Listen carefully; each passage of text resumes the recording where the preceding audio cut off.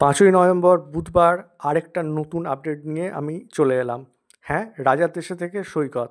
EF distribution যেটা আগের ভিডিওতে আমি বলেছিলাম, সেই এসআইআরের ইএফ ডিস্ট্রিবিউশনের মধ্যে আরেকটি নতুন দুটো আপডেট ইসিআই কিন্তু আপনাদের জন্য নিয়ে চলে এসছে।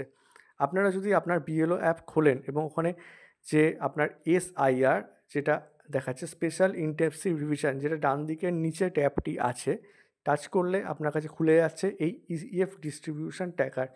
এই ইএফ ডিস্ট্রিবিউশন ট্র্যাকারের মধ্যে এতদিন শুধুমাত্র ইএফ কালেকশান ছিল। হ্যাঁ, ইএফ কালেকশান চলে এসছে এবং এপিক ম্যাচ, এই দুটো অপশান। ইএফ ডিস্ট্রিবিউশনের পাশে ইএফ কালেকশান থাকবে এবং ওপরে এপিক ম্যাচ থাকবে।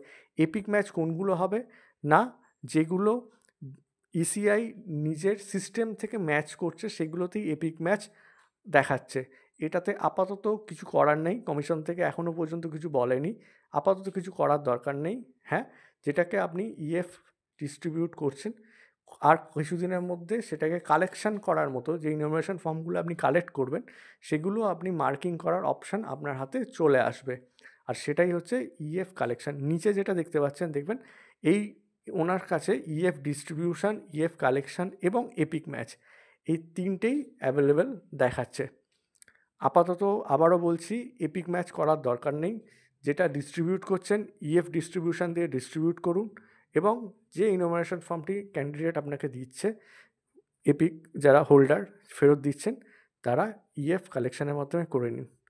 ওকে বন্ধুরা, ভালো থাকবেন, আর ভালো লাগলে আমার চ্যানেলটা সাবস্ক্রাইব করবেন। Good night.